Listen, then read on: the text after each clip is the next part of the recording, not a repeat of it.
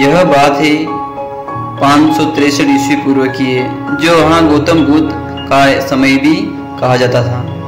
गौतम बुद्ध हमेशा अलग अलग गांव जाकर वहाँ के लोगों को जीवन का सच्चा ज्ञान बांटते थे। ऐसे ही किसी गांव में गौतम बुद्ध धर्म सभा लगाकर वहाँ के लोगों को अज्ञान दूर कर रहे थे।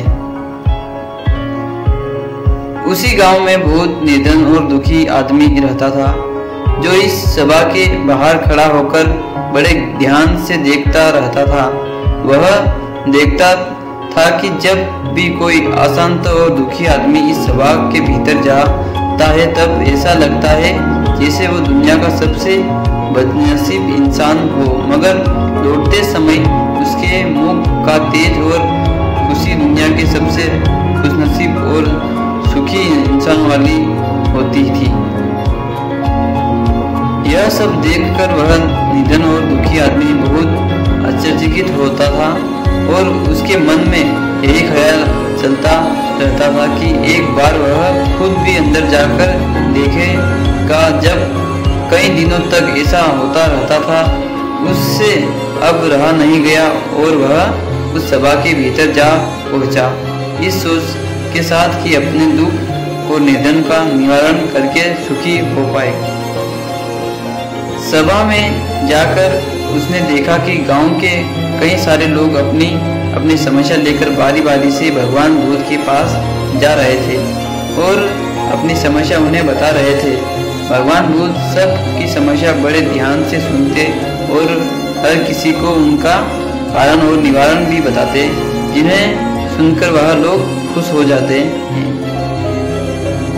जैसे ही उस निधन दुखी आदमी की बारी आई, तो वह भी भगवान बुद्ध के चरणों में पहुंच गया।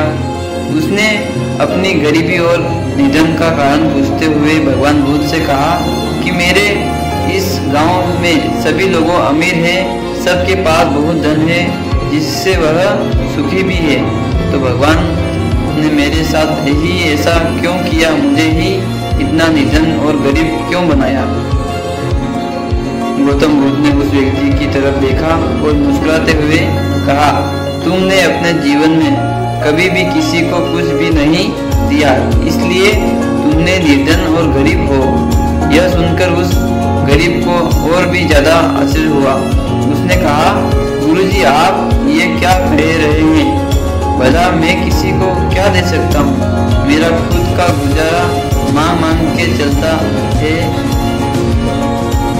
उस व्यक्ति की इसी बात और विचार सुनकर गौतम बुद्ध ने उससे कहा, तुम सिर्फ निधन ही नहीं बल्कि बड़े अज्ञानी भी हो। भगवान ने तुम्हें क्या कुछ नहीं दिया? मुस्कान दी है, इससे तुम दूसरों के जीवन में आशा की किरणें जगा सकते हो। वाणी दी है, इससे तुम मीठे बोल कर लोगों का दुख दर्द और खुशियाँ बांट सकते हो। और दो मजबूत हाथ दिए हैं, जिससे तुम लोगों की सहायता कर सकते हो। अब तुम ही बताओ, जब तुम्हारे पास इतना कुछ है तो तुम निधन किसे हुए? गरीब और निधन यह तुम्हारे मन का सिर्फ एक भ्रम है। इसे तुम जितनी जल्दी दूर करोगे, उतनी ही जल्दी तुम सुखी और संतुष्ट हो सकोगे। वह व्यक्ति अब गौतम बुद्ध के ज्ञान प्राप्त करके अपनी दुख और दरिद्रता का कारण समझ चुका था। अब उसकी सोच बदल चुकी थी, तो उसके चेहरे पर भी वही चमक और सुख दिखाने लगा जो वह सभा से बाहर जाते लोगों के चेहरे पर देख रहा था। दोस्तों, सूर्य की दो लाइन का अर्थ शायद आपको समझ में आया होगा।